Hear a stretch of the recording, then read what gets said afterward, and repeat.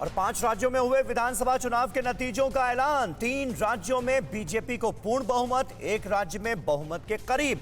उत्तर प्रदेश में योगी राज की वापसी, पंजाब में आम आदमी पार्टी ने दर्ज की धमाकेदार जीत। और कौन कौन से दिग्गजों को चुनाव में करना पड़ा हार का सामना।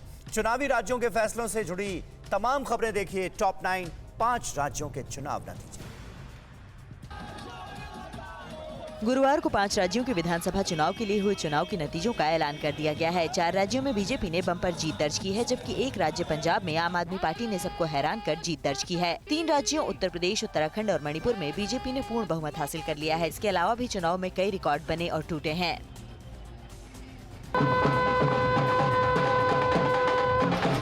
उत्तर प्रदेश में भी बीजेपी ने लगातार दोबारा ऐतिहासिक जीत दर्ज कर रिकॉर्ड कायम किया है। यूपी में करीब 35 साल बाद किसी पार्टी की सरकार दोबारा बनने जा रही है। बीजेपी ने यूपी में अपने सहयोगियों के साथ मिलकर 270 से ज्यादा सीटों पर जीत दर्ज की है, जबकि समाजवादी पार्टी ने सहयोगियों के साथ मिलकर 120 से ज्यादा सीटें जीती हैं। वहीं बीएसपी ने 1 और कांग्रेस के 2 प्रत्याशी जीते हैं।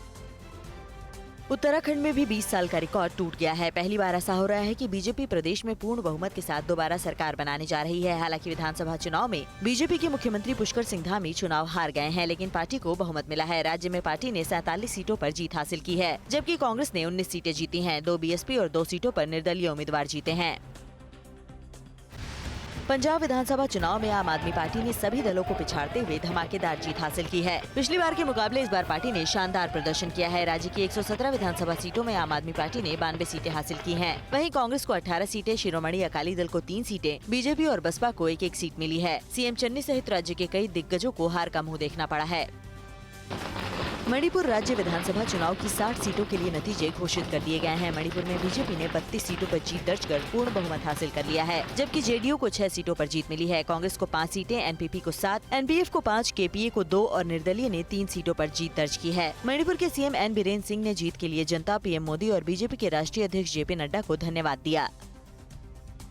गोवा विधानसभा चुनाव के नतीजों में राज्य में बीजेपी सबसे बड़ी पार्टी बनकर उभरी है। बीजेपी ने 40 विधानसभा सीटों में सबसे ज्यादा 20 सीटें मिली हैं, लेकिन पार्टी बहुमत के आंकड़े से 1 सीट दूर है। बीजेपी के अलावा कांग्रेस ने गोवा में 11, आम आदमी पार्टी और महाराष्ट्रवादी गोमांतक ने 2-2, गोवा फॉरवर्ड पार्टी और रिवोल्यूशनरी गोवा पार्टी ने 1-1 और निर्दलीय ने 3 सीटों पर जीत दर्ज की है।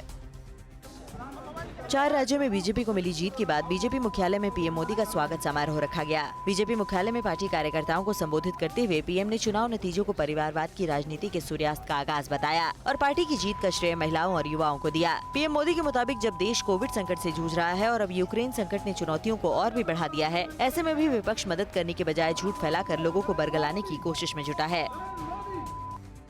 उत्तर प्रदेश में बीजेपी ने न सिर्फ जोरदार जीत दर्ज की है, बल्कि कई दिग्गजों को चुनाव में हार का मुंह देखना पड़ा है। यूपी के डिप्टी सीएम केशव प्रसाद मौर्य को एसपी की पल्लवी ने चुनाव हरा दिया। उनके अलावा बीजेपी से एसपी में आए स्वामी प्रसाद मौर्य, प्रदेश कांग्रेस अध्यक्ष अजय कुमार लल्लू, चंद्रशेखर आजाद, अवतार सिंह भटाना और धनंजय सिंह भी चुनाव हार गए हैं।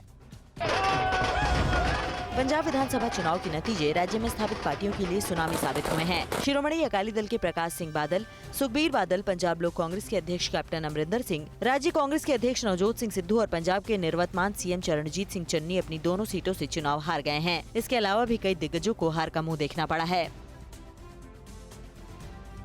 न्यूज़ टॉप 9 रोज सुबह 7 बजे और शाम 7 बजे सिर्फ TV9 भारतवर्ष पर।